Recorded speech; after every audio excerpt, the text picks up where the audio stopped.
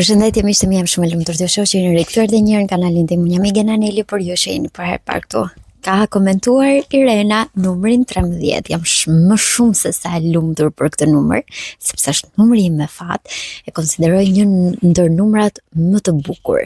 Kjo edhe për faktin se numri 13 në fakt është numri i femrave. Është numër që simbolizon feminitetin. Pra, kemi të bëjmë me 13 cikle në një vit, pra prandaj ndonjëherë grafe mund t'ju vinë herë më parë dhe herë më vonë, për shkak se duhet të plotësohet numri 13.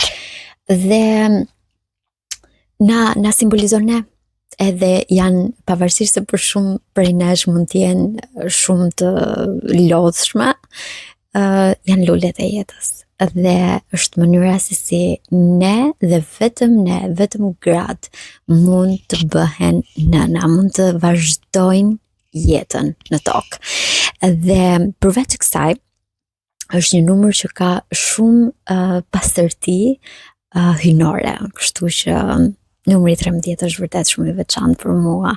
Edhe shpresoj vërtet ju pëlqej edhe teknika e cila fshihet pas numrit 13, nëse dikush ndoshta mund të ketë në një farë mënyre ose në një mënyrë tjetër, nuk e di, një lidhje me këtë numër, do të ishte vërtet shumë interesante nëse do të implementonit në jetën tuaj pikërisht këtë teknikë, sepse është vërtet shumë e veçantë. Jam shumë e lumtur që jemi sot në numrin 13, edhe pse mund ta ke dal pak nga radha, sepse herën e fundit ishin 9 dhe 10, por kësaj radhe 13 jam i sigurt që nuk do ju zgënjej, është një mrekulli.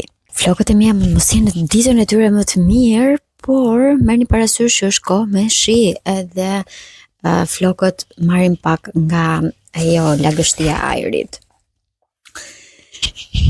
Bëjni të gjitha dëshirat tuaja realitet. Pikërisht numri 13. Imagjinoni pak se sa numri i bukur është. Kush nuk do donte që të kishte vërtet një shkop magjik në dorë dhe gjitha dëshirat që ka t'i bëj realitet. Kush nuk do ta donte një gjë të tillë. Në fakt, qëllimi vërtet magjik është imagjinata juaj, thot Norman Vincent Peale, 1898-1993, një shkrimtar amerikan. Dhe më bëhet shumë qefi që ka cituar njerëz që janë krejtësisht normal, dhe si ne, mund të jenë njerëz që kanë shkruar një libër me poezi, mund të jenë njerëz që kanë shkruar një libër me gatime, mund të jetë dikush që thjesht ka ekzistuar në një kohë edhe patjetër ka thënë diçka me mend, dhe njerëzit e kanë marrë dhe e kanë ruajtur dhe për më tepër edhe e citojnë. Dhe mua më pëlqen shumë kjo. Më pëlqen shumë kjo te Rhonda Byrne, sepse e ka bërë pikërisht këtë mënyrë të manifestimit për të na treguar të gjithëve ne që është krejtësisht e thjesht, është natyrale, është njerëzore, ne thjesht ndoshta nuk jemi mësuar që ta bëjmë këtë gjë në shkollë, por janë gjëra krejtësisht normale. Ne fatkeqësisht jemi mësuar që në shkollë të mësojmë më shumë për sa i përket teoremës së Pitagorës, që ndoshta nuk do i hyn puna askujt, por na kanë mësuar shumë pak për rrëzimin shpirtëror. Nëse i keni bërë rregullisht çdo ditë ushtrimet magjike, nuk e di se sa merrni me ushtrime magjike, por do ishte vërtet shumë interesante sikur të paktën një ushtrim magjik ju ta keni implementuar në jetën tuaj, ashtu siç bëj unë me fjalën faleminderit. Është ushtrimi magjik, nëse mund ta quaj kështu, që praktikonte Albert Einstein, ose Einsteini, siç mund ta kemi dëgjuar ne, që thoshte nga një pikë e caktuar në një pikë të caktuar, kur sa herë ecte thoshte vetëm faleminderit. Diçka jam përpjekur unë ta implementoj për ju, duke bërë në një farë mënyrë ritualin ton pikërisht në këtë kanal, sepse ju kam thënë që çdo mëngjes thoni Zot më trego sa e mrekullueshme mund të bëhet dita ime. Dhe kjo ka qenë fjala e parë që kemi thënë çdo ditë, sepse është një video e parë që publikohet çdo ditë, pra çdo ditë në orën 8 të mëngjesit. Dhe shpresoj vërtet që një pjesë tuaj, ndoshta edhe në mënyrë jo të drejtë për drejtë ose jo të vetëdijshme, thjesht ta keni lexuar dhe vërtet t'ju ketë ndikuar. Por nëse bëni ushtrime magjike çdo ditë, tashmë keni ndërtuar themele të shëndosha duke praktikuar ushtrime mirënjohje për çdo të mirë që keni dhe për të mirat që do të vazhdoni të merrni në të ardhmen. Por sot është një ditë e veçantë dhe tejet e gëzueshme sepse do të fillojmë të përdorim forcën magjike të mirënjohjes për të realizuar dëshirat dhe ëndrat tona. Dhe kjo, duke qenë se libri ka të bëjë me disa teknika të cilat shtrihen në ditë të ndryshme. Pra, dita e parë ka teknikën e parë, dita e dytë ka teknikën e dytë. Ne praktikisht jemi në ditën e 13 dhe zakonisht kur ti ushtron mirënjohjen tënde për 13 ditë, pra për gati 2 javë, ti automatikisht i ke dhënë vetes shumë fuqi, shumë energjisë tënde. Pra, energjisë tënde manifestuese i ke dhënë shumë fuqi. Qindra kultura që u përkasin qindra vendeve të botës e kanë pasur 3 ditë të shprehin mirënjohjen për diçka që dëshirojnë të arrijnë që përpara se ta realizojnë dëshirën e tyre. Dhe kjo është bërë e shoqëruar me ceremoni shumë të stërholluara, në mënyrë që të shprehin sa më thellë e për një kohë më të gjatë mirënjohjen, duke shfrytzuar deri në fund energjitë e tyre mendore e shpirtërore. Egjiptianët kanë festuar rrjedhën e lumit Nil, që në kohën më të lashta, në mënyrë që të sigurohen që uji të mos shterojë kurrë. Indianët e Amerikës dhe indigjenët e Australisë kërcejnë ato që i quajnë vallet të shiut. Fiset të ndryshme afrikane kryen ceremoni që ja kushtojnë gjahut, me qëllim që ai të ecë mbar. Dhe këto janë vërtet gjëra që në mënyrë të rëndom mund t'i dëgjoni edhe sot. Nuk është asgjë që është krejtësisht e humbur nga që thuar se është një traditë e vjetër apo është diçka që i ka kaluar koha, përkundrazi, ka shumë që i ndjekin këto tradita edhe sot e kësaj dite. Madje edhe thelbi i të gjitha lutjeve në cilën do kulturë e fe është shfaqja e mirënjohjes përpara se ta marrësh atë gjë që ti dëshiron.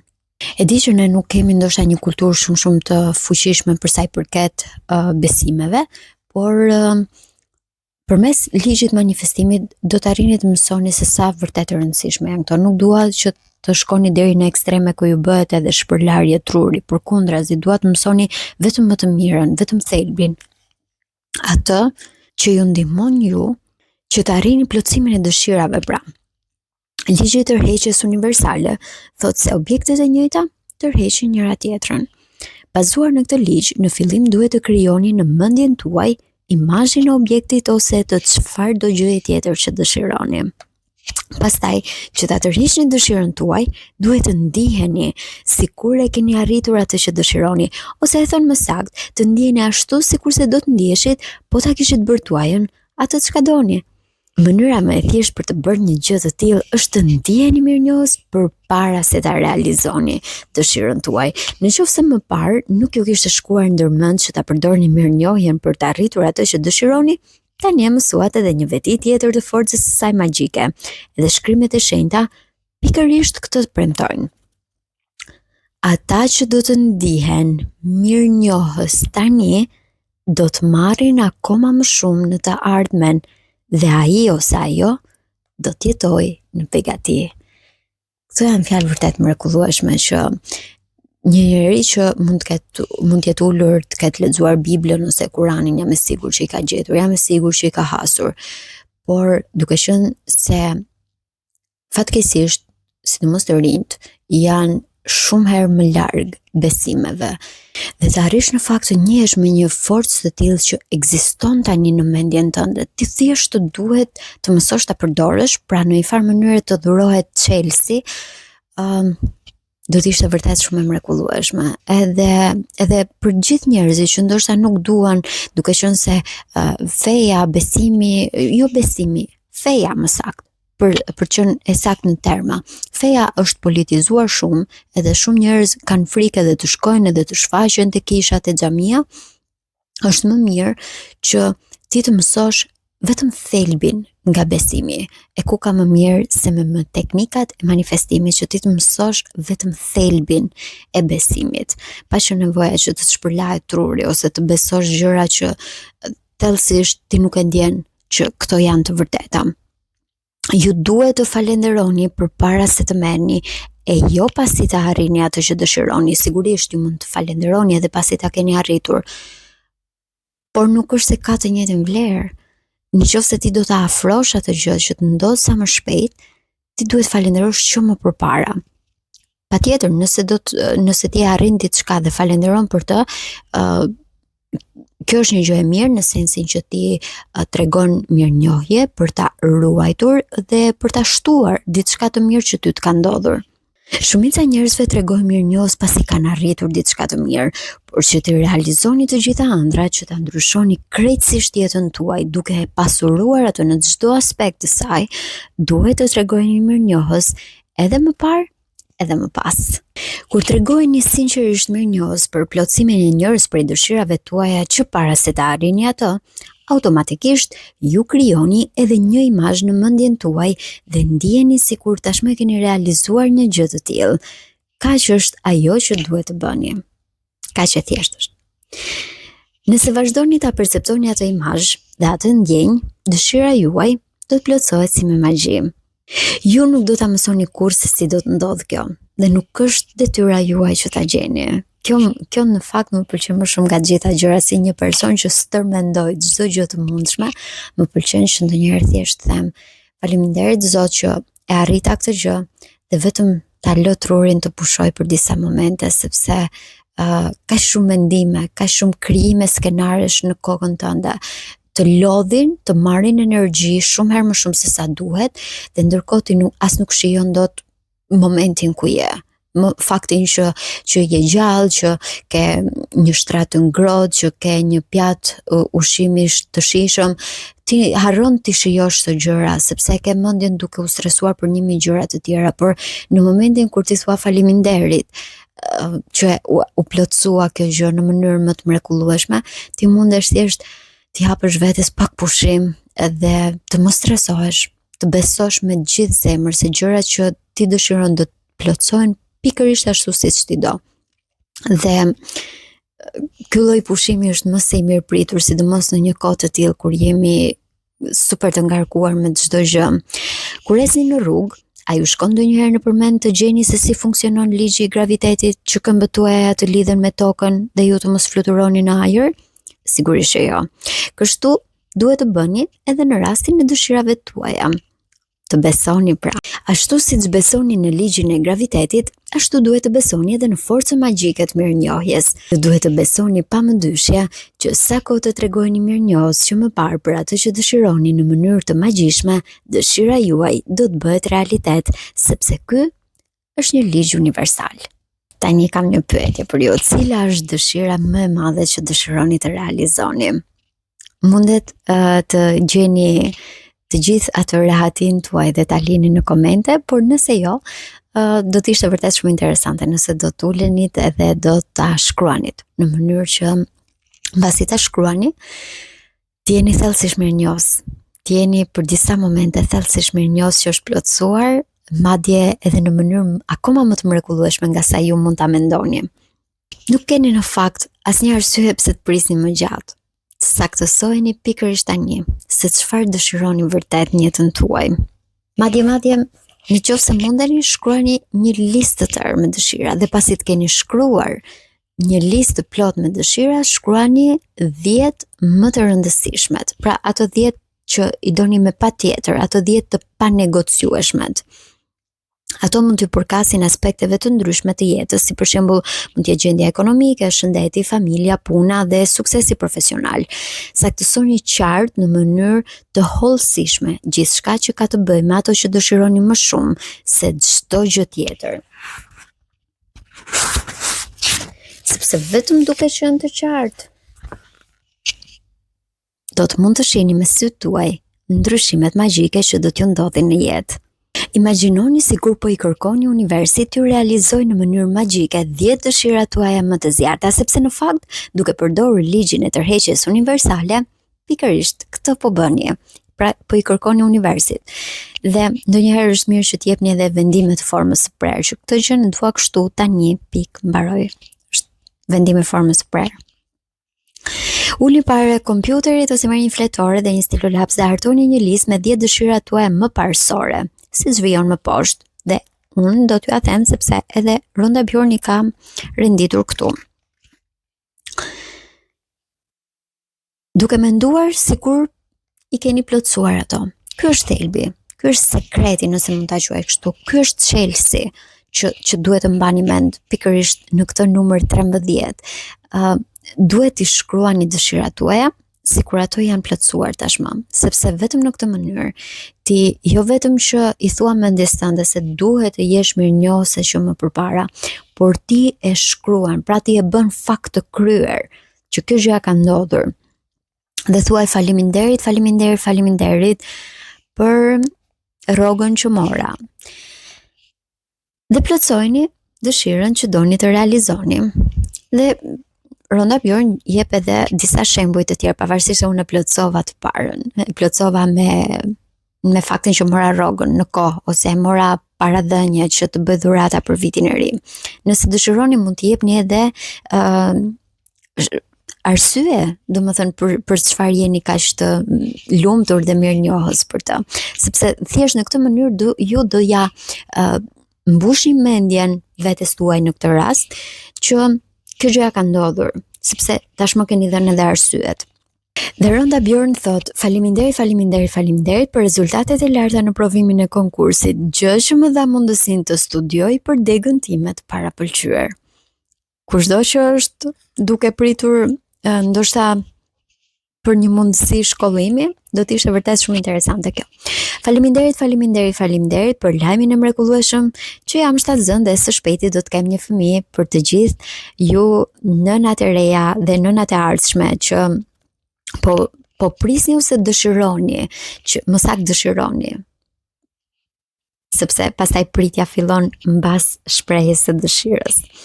Ju që dëshironi të jeni nëna. Faleminderit që tashmë kam shtëpinë që pata ndruar gjithë jetën deri në detajin e fundit. Këtu mund ta gjej veten time. Faleminderit për atë bisedë të mrekullueshme telefonike me babain tim që i ktheu për mirë marrëdhëniet e mia me të. Nuk e di sa prej jush mund të keni probleme, por kjo është një mënyrë shumë e mirë për t'i thënë vetes që gjërat do të rregullohen, duke qenë se jemi edhe në prag të një periudhe festash, ju mund ta shfrytëzoni këtë moment për të shprehur edhe dëshira të tilla, për të rregulluar marrëdhëniet me familjarët tuaj, të shfrytëzoni kohën e kaq të dashur të fundvitit për t'u afruar me njerëzit tuaj, me familjet tuaja dhe për të pasur më shumë harmoni. Faleminderit për rezultatet e mira të analizave mjekësore që mora sot e që tregojnë se jam përsëri e shëndetshme. Kjo në fakt mund të kap vërtet një pjesë të madhe të njerëzve të cilët edhe nëse nuk kanë diçka shumë serioze, jam e sigurt që në një moment ose në një tjetër kryen analiza dhe keni parasysh, në momentin që bëni analizat mbani këtë lloj qëndrimi pozitiv dhe jepini vetes kurajo që gjërat kanë shkuar mirë, sepse duke u stresuar, stresi është shkaku kryesor i shumë sëmundjeve pikërisht në shekullin ton, kështu që në këtë shekull që ne po jetojmë, kështu që keni kujdes dhe siguroni që të largoni pikë së pari stresin dhe një fjalë e tillë do t'ju bënte të ndiheshit shumë herë më mirë. Faleminderit për shumën e parave që mora sot, krejt papritur që do më mundësojnë udhëtimin e ndruar nëpër Europë. Kë kemi këtu në një që ka që udhëtimet. Faleminderit për 2 fishimin e shitjeve gjatë këtij muaji, biznesmenet e mia. Faleminderit për idetë e shkëlqyera, të cilat na siguruan një klient kaq të fuqishëm. Vazhdojmë të mbetemi tek biznesi. Faleminderit që gjeta një partner të përsosur, ju shpirtrat e mi të bukur që jeni në kërkim të shpirtit binjak. kjo është një mënyrë shumë e mirë se si ju ta vendosni veten në frekuencën e duhur për të rreshur njeriu e duhur. Faleminderit që zhvendosja në qytetin e ri u realizua aq lehtësisht e pas një vështirësi. Për të gjithë ju që mendoni të ndryshoni punën, qytetin, të kërkoni më shumë nga vetja, të kërkoni më shumë mundësi, të jepni vetes diçka të re. Kjo është një mënyrë shumë e mirë e cila do t'ju vendosë automatikisht në një gjendje, në një frekuencë krejt e re ku do ndjeni sikur tashmë gjërat janë plotësuar vërtet, edhe do ta ndjeni që çdo gjë vërtet do shkojë vaj, pasi ju të ndiheni sikur dëshirat janë plotësuar. Sepse ka diçka, kur ju shkruani 3 herë faleminderit, mirënjohja juaj bëhet akoma dhe më e thellë dhe më efektshme. Dhe kjo ju jep kohë që të përqendroheni më shumë në atë çfarë vërtet ju dëshironi. Të thoni një herë faleminderit mund ta shkruani edhe për nga inercia, por ta shkruani 3 herë do të thotë që të paktën në një herë të vetme kjo gjëja ka shkuar në mendjen tuaj. Më kujtohet kur mësonim anglisht në fillore, ose kam përshtypjen nga qenë klasa e 5, dhe mësuesja na jepte një fletore të veçantë në të cilën ne duhet të shkruanim 10 herë një fjalë.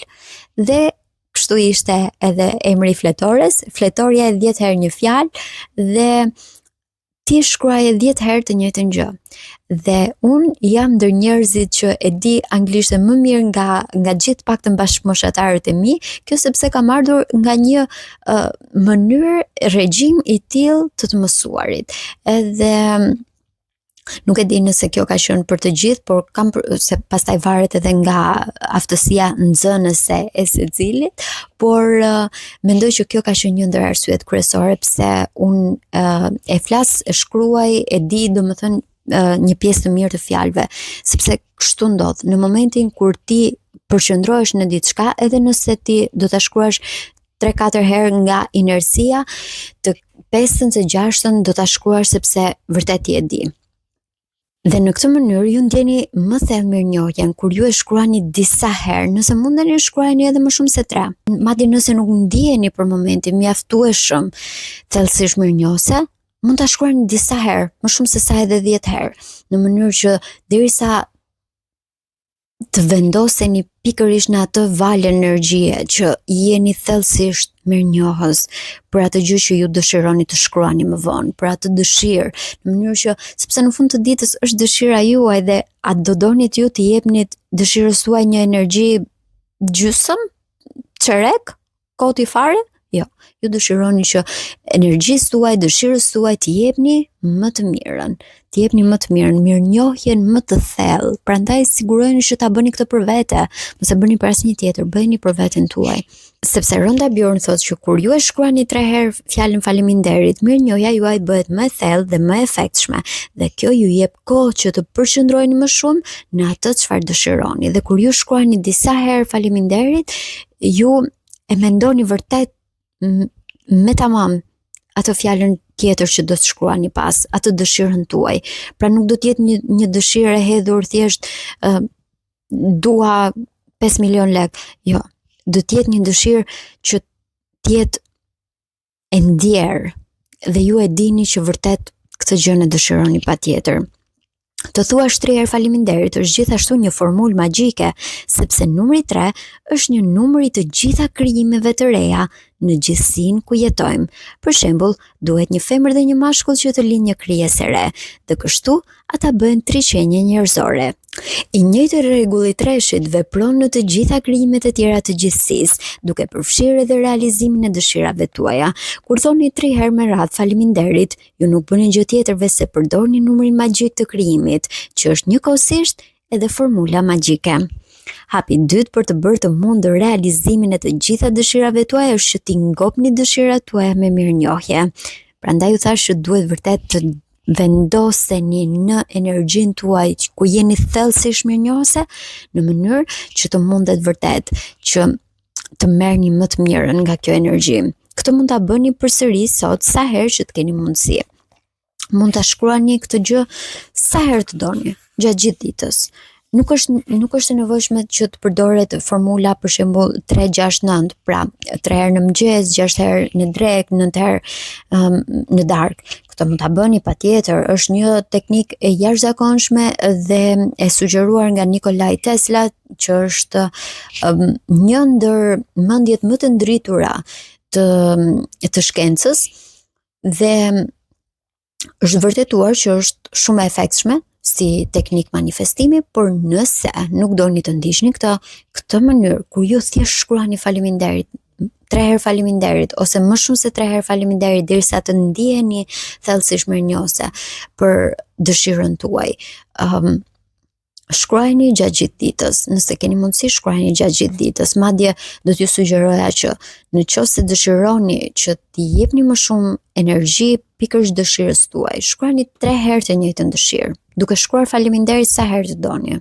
Kjo në fakt më pëlqen shumë, sepse thotë që të mbruni secilën prej dëshirave tuaja me energjinë e mirënjohjes magjike, fillojini punën me ato që është e para në listën tuaj, duke përdorur imagjinatën, përgjigjuni pyetjeve të cilat vijojnë më pas, njësoj sikur ta kishit plotësuar dëshirën tuaj. Lejoni t'i bëj unë pyetjet. Çfarë emocionesh provuat kur plotësuat dëshira juaj e parë? Dua vërtet ta ndjeni tërësisht mënyrën se si jeni ndjer kur dëshira juaj u plotësua. Dhe pastaj të më përgjigjeni. Nëse nuk mund të përgjigjeni në komente, përgjigjuni aty në ditarin tuaj, shkruajini. Dua që vërtet që ta shkruani mënyrën se si jeni ndjer. Pyetja e dytë, kujt ja dhat lajmin i parit dhe çfarë i that? Kjo është shumë e bukur. Unë kam bërë disa herë, madje në për komente, ju kam uruar personalisht, ku kam thënë urime për marrjen e punës, urime për arritjen e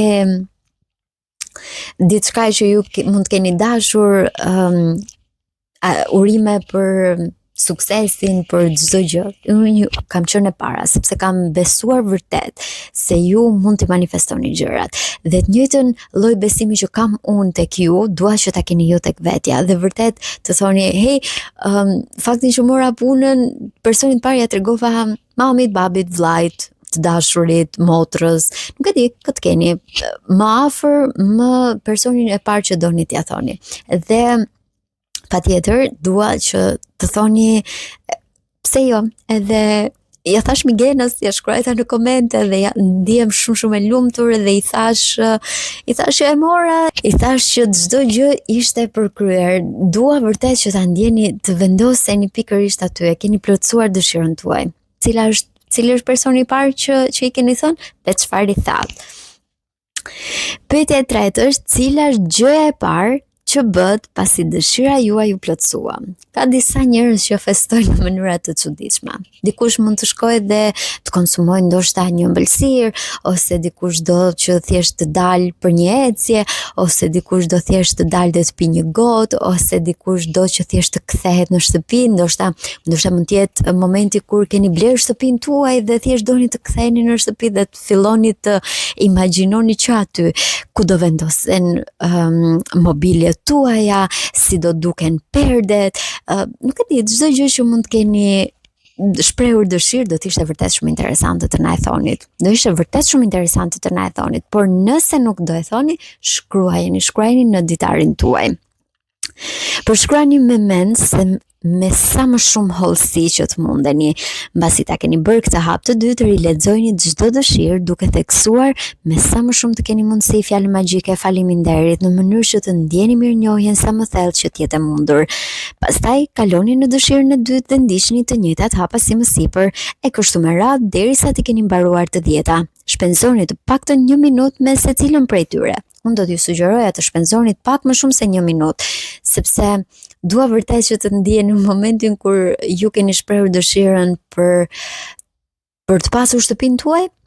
A mundet vërtet që ju ta shprehni gjithë dëshirën dhe tregoni se sa thellësisht mirënjohëse jeni për vetëm 1 minutë? Nuk mendoj se do të mjaftonte një jetë e tërë, sidomos me çmimet që kanë shtëpitë në Tiranë. Nëse dëshironi që ta bëni këtë ushtrim sa më tërheqës, mund të përdorni edhe një tabelë magjike ku të ngjisni disa foto që paraqesin objektet tuaja të dëshirave, siç mund të jetë për shembull një shtëpi ose një vend pushimi ku doni të shkoni. Vendoseni tabelën në një vend ku t'ua zër syri sa më shpesh. Shkruani me shkronja të mëdha të theksuara fjalët magjike. E dini kush është fjala magjike? Unë do t'ju a them në fund fjalën magjike, por do doja shumë që në qoftë se po më ndiqni deri tani, ta shkruani ju përpara se ta them unë. Kam thënë kaq herë sot, kështu që jam e sigurt që ju e dini. Megjithatë, nëse nuk e dini, unë do t'ua them sërish në fund. Dhe këtë fjalë magjike duhet ta shkruani pranë çdo fotografie. Si tabelë magjike mund të përdorni edhe frigoriferin. Nëse jeni martuar e keni fëmijë, tabelën magjike mund ta krijoni të gjithë së bashku. Fëmijët i kanë shumë qejf këtë forma zbavitje. Me imagjinatën tuaj mendojini tabelën magjike si të vërtetë. E si të tillë, sa herë që vendosni atje një foto, mendoni se dëshira që ajo përfaqëson do të bëhet shumë shpejt realitet. Mirënjohja juaj e thellë dhe vazhdueshme do të kthehet në një magnet të fuqishëm që do t'i përthijë të gjitha ato dëshira drejt e te ju, drejt e te jeta juaj. Dhe në fakt, duke qenë se kjo unë sa po e thash në fakt që në shkollë ne nuk është se mësojmë shumë gjëra për sa i përket besimit apo manifestimeve apo mënyrës se si ne vërtet mund të përdorim energjinë. Ne jemi mësuar të përpiqemi të vendosim në punë trurin për të zgjidhur ekuacione që ndoshta nuk e hyn në punë askujt. Ne nuk na është mësuar se si të përdorim energjinë dhe pikërisht ky mendoj se është një ndër problemet më të mëdha të sistemit shkollor, arsimor.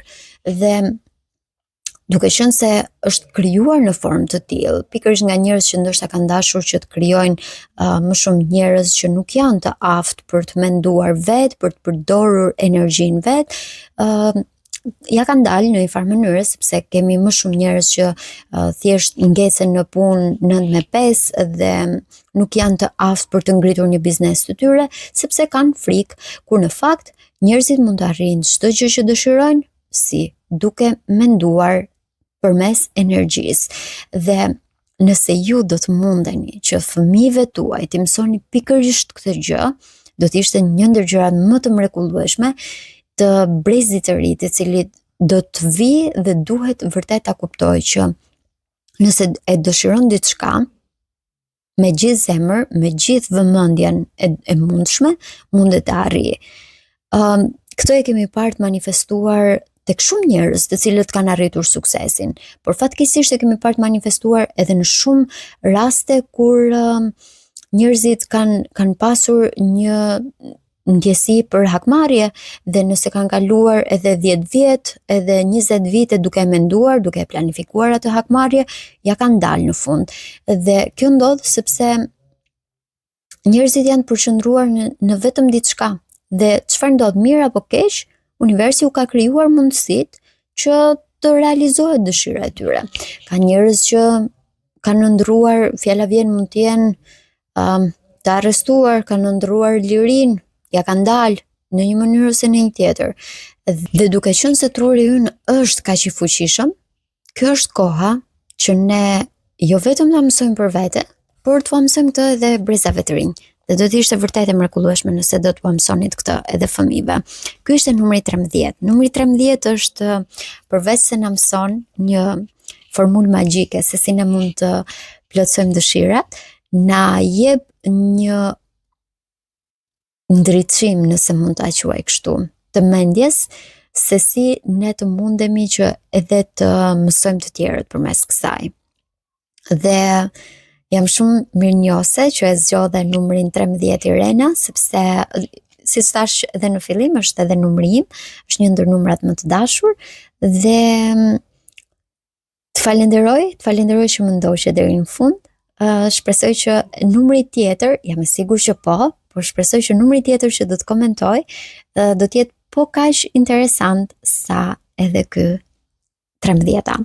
Kështu që shihemi në videon e radhës.